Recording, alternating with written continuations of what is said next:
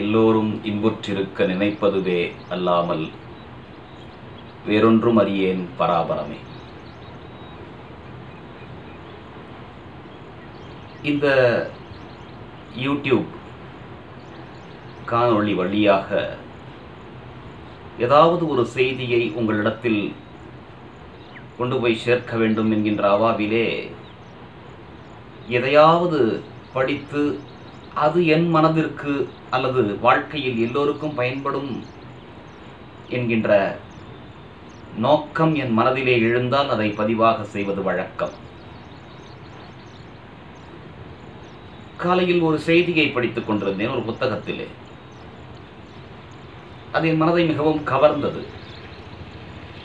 அது என்னவென்றால், எல்லோரும் நினைப்பதுதான், அதாவது நம்மை பற்றி மற்றவர்கள் என்ன நினைக்கிறார்களோ என்கின்ற புலம்பல்கள் தான் இப்பொழுது ஏராளம். நீங்கள் யூடியூபிலோ சரி அல்லது முகநூலில் பார்த்தாலும் சரி, வாட்ஸ்அப்பிலே பார்த்தாலும் சரி, அடுத்தவர்களை பற்றிய விமர்சனங்கள் அல்லது நாம் அடுத்தவர்கள் நம்மை என்ன நினைக்கிறார்களோ என்கின்ற மனக்லேசங்கள் சதா மனதிலே வருத்தி கொண்டிருக்கக்கூடிய விஷயங்கள். அது உங்களை பாதிக்கிறதா என்று கேட்கிறீர்களா? என்னை கூட அது பாதிக்கிறது. நான் மட்டும் சாமானியன் தானே. அவர்கள் என்ன நினைக்கிறார்களோ, இவர்கள் என்ன நினைக்கிறார்களோ, எப்படித்தான் இதை சமாளிப்போம்? நாம் எதையாவது ஒன்று எழுதினால் அதற்கு அவர்கள் என்ன நினைப்பார்களோ, அல்லது பேசினால் என்ன நினைப்பார்களோ, எப்படி வாழ்வது, எப்படி வாழ்க்கையை நடத்துவது? அதனை ஒட்டிய ஒரு நிகழ்வை நான் புத்தகத்தில் படித்த பொழுது அதை உங்களுக்காக பகிர்கிறேன். ஒரு சிறு மாணவி, ஒரு 7-8 வயது இருக்கும். அவளுக்கு அது ஒரு மனோவியாதியாக இருந்தது என்றுதான் சொல்ல வேண்டும். யாரை பார்த்தாலும், அங்கிள் நீங்கள் என்னை பற்றி என்ன நினைக்கிறீர்கள்?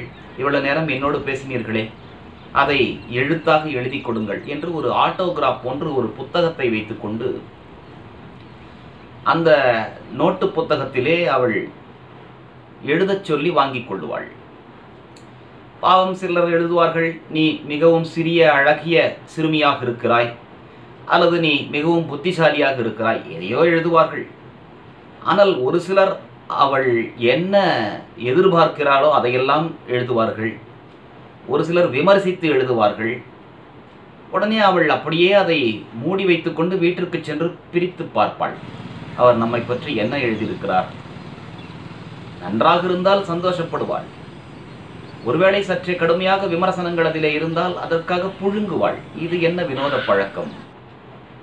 ஏறக்குறைய நாம் அப்படித்தான். யாரும் நமக்கு எழுதி தரவில்லை, ஆனால் நாம் நினைத்து கொண்டிருக்கிறோம் நம்மை அவர்கள் என்ன நினைக்கிறார்களோ, இவ்வளவு நேரம் பேசிவிட்டு சென்றவர்கள் என்ன நினைக்கிறார்களோ, தொலைபேசியில் பேசியவர்கள் என்ன நினைக்கிறார்களோ, முகநூலில் கருத்து பதிவிட்டவர்கள் என்ன நினைக்கிறார்களோ, அடுத்தவர்கள் என்ன நினைத்தால் நமக்கு என்ன? சரி, மீண்டும் கதைக்கு வருகிறேன். அந்த சிறுமி மெல்ல மெல்ல வளர்ந்தாள். அவள் பழக்கத்தை விடவில்லை. இப்பொழுது கல்லூரி படிப்பையே கூட அவள் முடித்திருந்தாள். அவள் பழைய நோட்டு புத்தகத்தில் எழுதியவற்றையெல்லாம் எடுத்து மீண்டும் பார்க்கலாம் என்று எண்ணி ஒரு நாள் உட்கார்ந்தால் 10 வருடத்திற்கு 8 வருடத்திற்கு 7 வருடத்திற்கு முன்பு எழுதியதெல்லாம் மங்கி போயிருந்தன. எழுத்தை பார்க்கவே முடியவில்லை. சமீபத்தில் எழுதியவை ஏதோ இருந்தன. அதனால் அவள் தந்தையிடம் சென்றாள். அப்பா, இதிலே 10-15 வருடங்களாக எழுதப்பட்டவை எல்லாம் மங்கி போனவையாக இருக்கின்றனவே.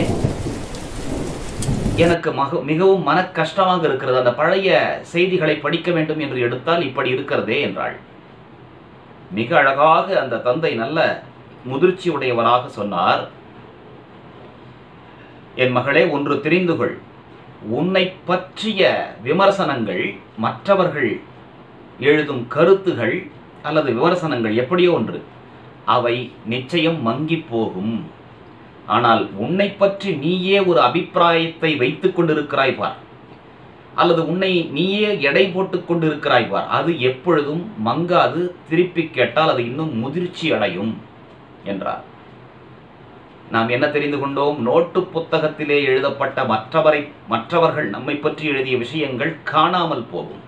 அதுபோலத்தான் வாழ்க்கையிலும் நம்மை பற்றிய மற்றவர்கள் சொல்லும் விஷயங்களை இனி காதில் போட்டுக் கொள்ளக்கூடாது என்று ஒரு முடிவெடுத்திருக்கிறேன். சரி, இந்த வாழ்க்கை பயணத்திற்கு என்னதான் தேவை என்கிறீர்களா? மாறாத புன்னகை. அந்த புன்னகை எப்பொழுதும் வைத்துக் கொள்ளுங்கள். ஏனென்றால் அதுதான் உங்களை பார்க்கும் பார்வையாக மற்றவர்கள் வைத்துக் கொள்வது. அந்த புன்னகை. புண்படாத வார்த்தைகள். யாரையும் புண்படுத்தி பேசாதீர்கள். நீங்கள் நினைத்து பாருங்கள், இந்த ஒரு சிறு கிருமி, கண்ணுக்கு தெரியாத கிருமி உலகையே புரட்டி போட்டுக் கொண்டிருக்கிறது. எது வாழ்க்கையில் நிச்சயம்? நிலையற்ற தன்மை. எல்லாமே இருக்கும் வரை புன்னகை, இருக்கும் வரை இதயத்தை தொடும் வார்த்தைகள், அதாவது அடுத்தவர்களை புண்படுத்தாத வார்த்தைகள் மற்றும் மனதால், உடலால், எண்ணங்களால் உதவி. இதை வாழ்க்கை பயணத்திற்கான 3 பொருள்களாக வைத்துக் கொள்ளுங்கள். ஒரு ஊருக்கு செல்கிறோம், எத்தனையோ பொருள்களை பை நிறைய எடுத்துச் செல்கிறோம். ஆனால் வாழ்க்கை பயணத்திற்கு வேண்டுமே. அதனால் புண்படாத வார்த்தைகளை பேசுங்கள். மாறாத புன்னகையோடு உங்கள் முகம் இருக்கட்டும். அதே சமயத்தில் ஏதாவது ஒரு வடிவிலே ஒவ்வொரு நாளும் ஏதாவது ஒரு உதவியை யாருக்காவது செய்தீர்களா என்பதை நினைத்து பாருங்கள். ஏதாவது ஒரு உதவி நீங்கள் எண்ணத்தால் செய்திருக்கலாம், அல்லது செயல்பாட்டில் செய்திருக்கலாம், அல்லது பேச்சின் மூலமாக ஒரு முகவரியை கூட ஒருவருக்கு சொல்லியிருக்கலாம்.